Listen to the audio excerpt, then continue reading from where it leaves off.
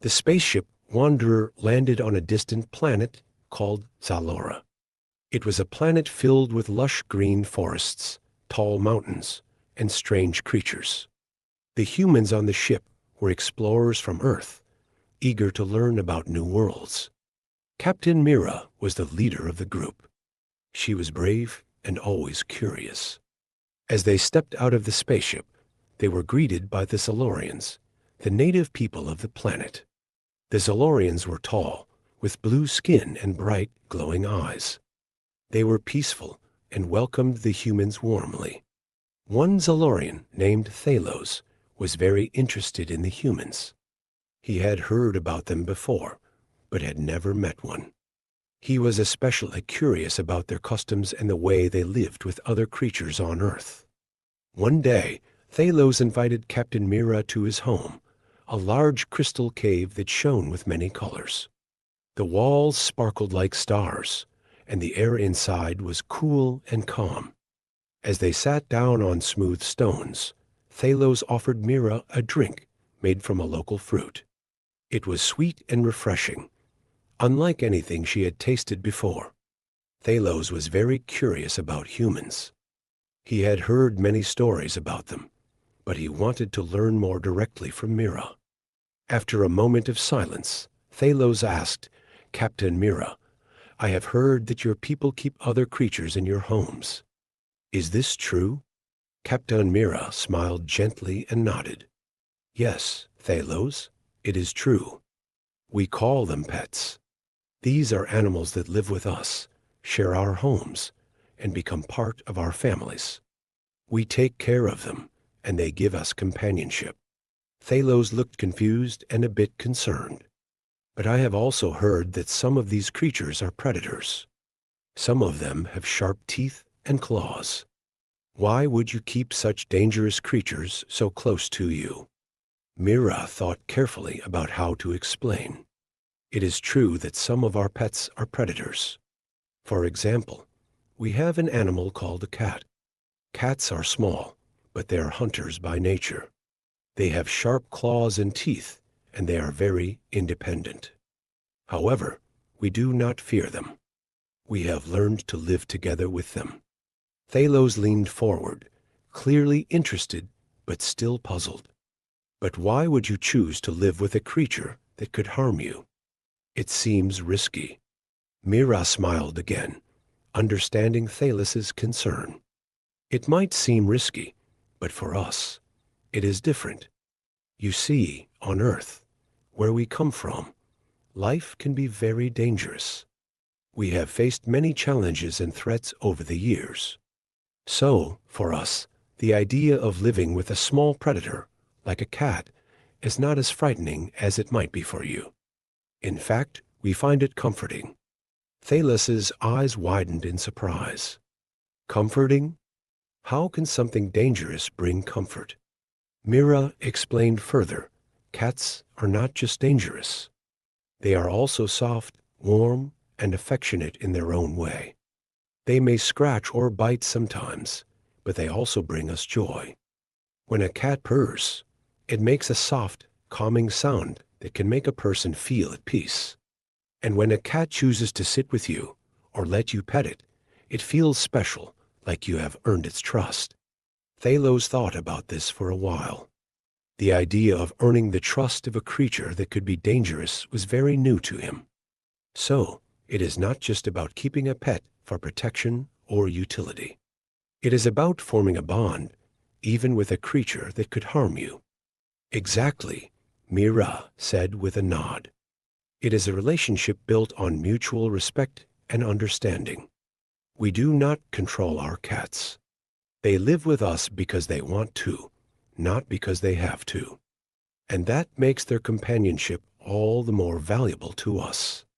Thalos was still puzzled by what Captain Mira had told him about pets, especially the idea of living with a predator. "How can you love something that could harm you?" he asked, his voice full of curiosity and concern. Mira could see that Thalos was struggling to understand, so she decided to show him what she meant. She reached into her pocket and pulled out a small device, a hologram projector. She placed it on the smooth stone between them and pressed a button. A soft light glowed, and then, in front of them, appeared a lifelike image of a cat. The cat was sleek, with shiny fur and bright green eyes. It moved gracefully, its tail swishing slowly behind it. The cat stretched its body, showing its sharp claws for a moment, before sitting down and curling up into a ball. It looked peaceful and content, purring softly as it settled. Thalos leaned in closer, fascinated by the small creature. He could see its sharp claws and teeth, but he also noticed how gentle it looked as it curled up. "This is a cat?" he asked, his voice quiet with awe. "Yes," Mira replied. "This is a cat. Its name is Luna. Cats like Luna can be fierce, but they can also be very loving. They are independent creatures, and they do not always show affection in the way other animals might. But when they do, it is special." Thalos watched the hologram of Luna as it lifted its head and looked around. The cat's eyes were sharp, alert, and aware of everything around it. But what if it decides to attack? What if it uses those claws on you? Thalos asked, still trying to understand. Mira smiled softly.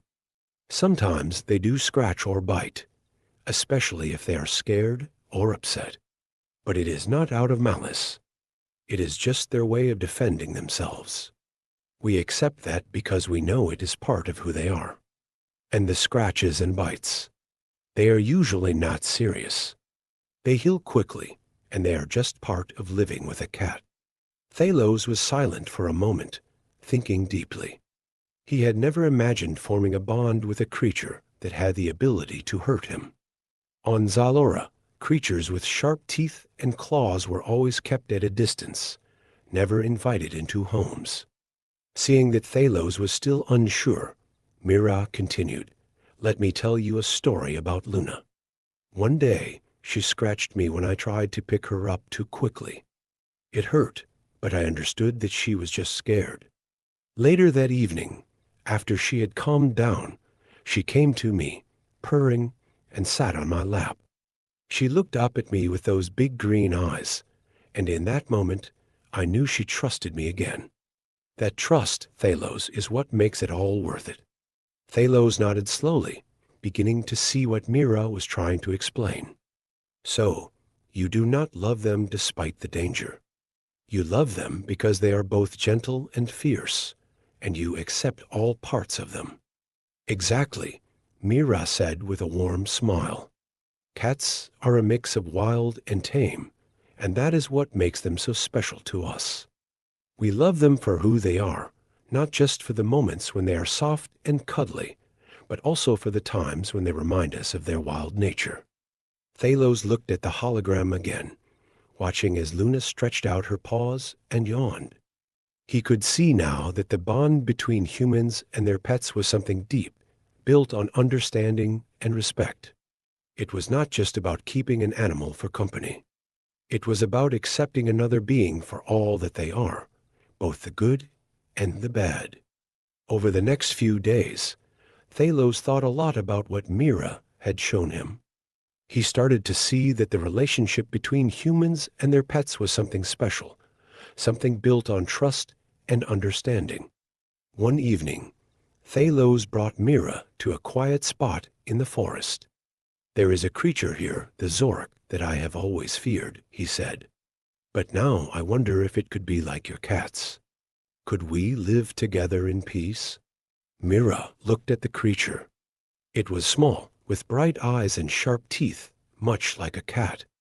It watched them from the shadows, curious but cautious. "It is possible," Mira said gently, "but it will take time. You must be patient and let it come to you." Thalos began to visit the forest every day. He sat quietly, waiting for the Zorak to approach him.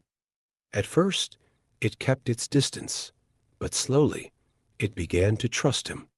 One day, the Zorak came close enough to touch, and Thalos reached out his hand. The creature sniffed his fingers and then, surprisingly, nuzzled against him. Thalos felt a warmth in his heart. He had made a new friend, just as Captain Mira had with her pets. He realized that sometimes even the wildest creatures could become companions if you treated them with respect and patience. When Captain Mira and her crew left Zalora, Thalos stood with the Zorak by his side, waving goodbye. He knew that he had learned something important, something that would change the way his people thought about the creatures on their planet. And maybe, just maybe, they would start to see them not as threats, but as friends.